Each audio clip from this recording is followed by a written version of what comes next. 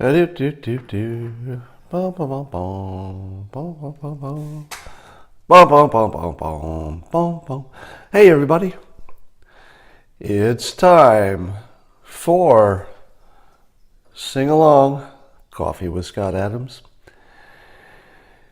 Yes, well, I wake up to lots of news today. Time for a simultaneous sip. Oh, early coffee is the best coffee. So, you're probably all following the news, and you know there are some provocative tweets going on at the moment. We hear, well, first of all, Paul Ryan is not seeking re-election. I don't know what to make of that. That's more of a political question. But let's talk about the president's tweets.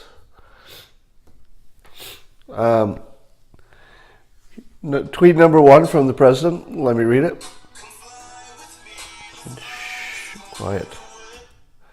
Is Russia vows to shoot down any and all missiles fired at Syria. Get ready, Russia, because they will be coming.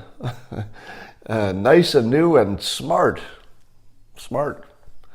You shouldn't be partners with a gas-killing animal who kills his people and enjoys it. Okay, and then follows up fairly quickly with the following tweet.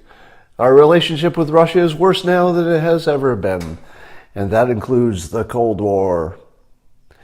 There is no reason for this. Russia needs us to help with their economy, something that would be very easy to do, and we would need all nations to work together. Stop the arms race, with a question mark. Stop the arms race. So here's my assessment of this and where I think it's all heading. Number one, all of the international stuff is connected right now. So whatever the president does in Syria is going to be seen by North Korea, is going to be seen by Iran. So it's important to posture like you're the biggest, toughest monkey in the jungle. So you've got that hanging over it. Sorry. So the president needs to act tough because he needs good results in other places. So if he acts not tough in one place, other people will say, hey, you're not acting tough. So that's the first thing. There's a third tweet, somebody says. Let me see if there's a third tweet before I go on. Here's the third tweet from the president. Much of the bad blood with Russia is caused by the fake and corrupt Russia investigation, headed up by the all-Democrat loyalists or people that work for Obama. Mueller is most conflicted of all, except Rosenstein, who signed FISA and Comey letters. No collusion, so they go crazy. All right, so that's slightly off topic, except that has to do with Russia. So here's my take on this. So you've got this alleged chemical gas attack allegedly by Syrian's government. Seems very unlikely, and there seems to be some issue about getting people in to actually check. Now, given that we don't know, and that the world, at least much of the world, suspects that it was Assad, we have to act tough. So the president is moving our armada nearby and waiting for confirmation or deconfirmation, is that a word, of who did it. So the moving the assets into place we had to do because we have to act tough. Now Russia had to push back because they've got to act tough too. So Russia said, if you fire those missiles, we'll shoot them out of the air.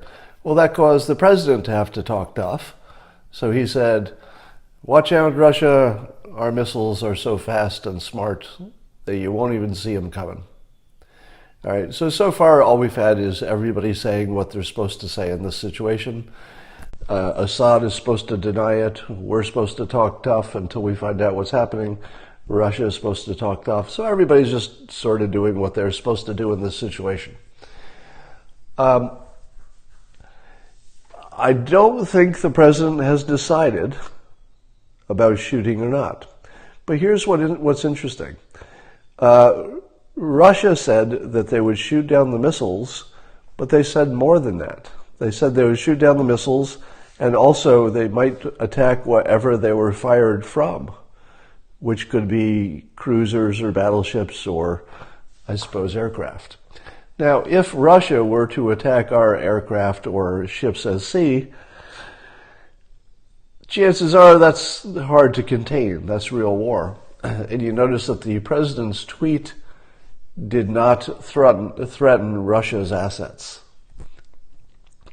So Russia threatened the United States' assets, meaning that they would go after whoever fired the missile.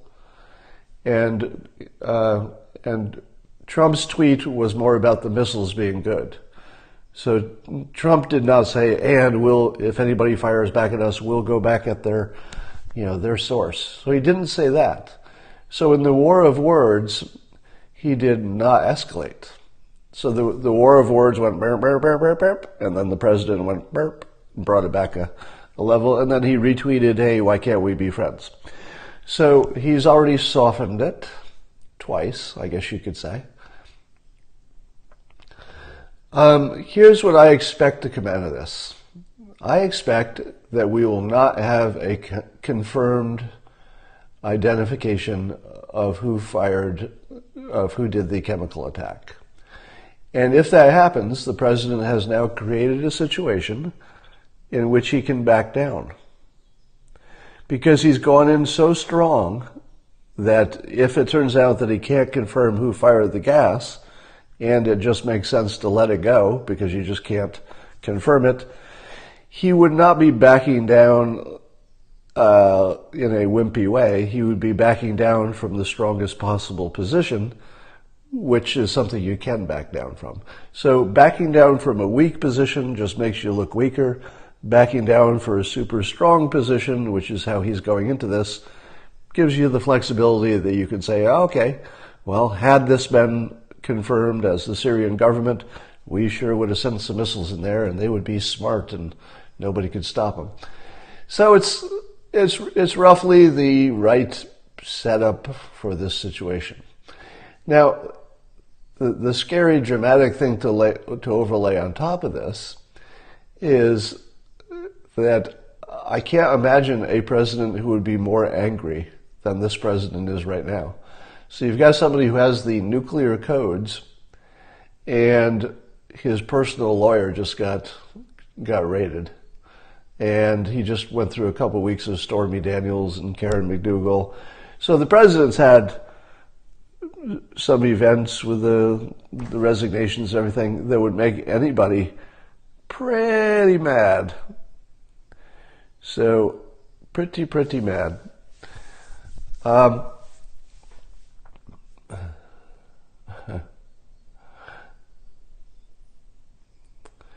So here's what I would guess would happen. The stock market might pull back temporarily. I think we'll hang out for a while until we find out we don't know who was behind the gas attack. And then if we're smart, we'll back off. Now, it's still possible we'll fire some missiles. So I don't have a prediction about that. But I think we're going to need a pretty good reason. If we fire them, it might just be to show that we can. But it seems like a bad idea at this point. Oh, that's good. Somebody says it was Turkey. Well, who knows? So Alan Dershowitz and the president apparently had a meal together.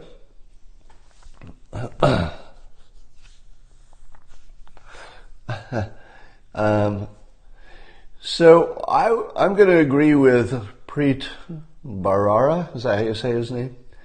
That the FBI's attack, if you can call it that, on Trump's personal lawyer is probably because they have something more than just Stormy Daniels stuff.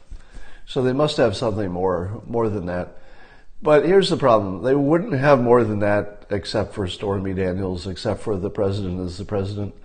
So there's probably no reason that his personal lawyer is part of this except that the president is the president. So there's no way that I can be comfortable with that, even if it turns out that Cohen was guilty of some unrelated thing that we don't know about yet.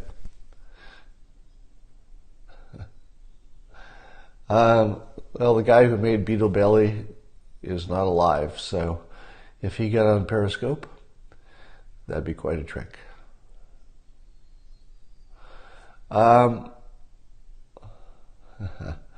Yeah, somebody asked me to rearrange my books back there, which I did. All right, well, nobody knows what Dershowitz talked about with the president, but he probably counseled him not to fire anybody. So just to clarify, when I went on and said that the president has a free pass to fire people, that was a free pass from my perspective, not in a political sense. In a political sense, it might be the worst idea in the world to fire anybody, especially when you can still pardon anybody you want. So you might want to hold back and wait for your pardon.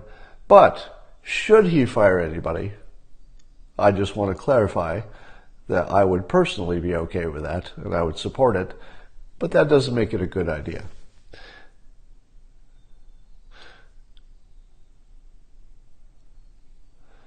Can't pardon for state crimes. Is that true? You can't pardon somebody for a state crime? Interesting.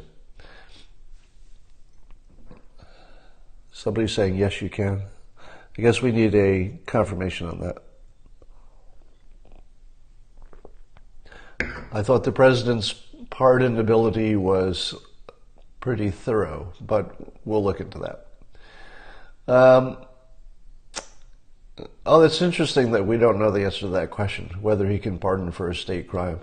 My instinct is that he can, but I'm willing to be wrong about that.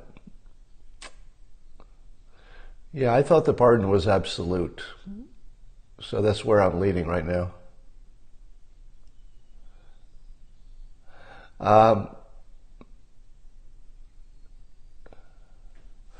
right. So most of you think the pardon is the power of the pardon is absolute in the president. I think I would agree with that, but I'm not the expert here.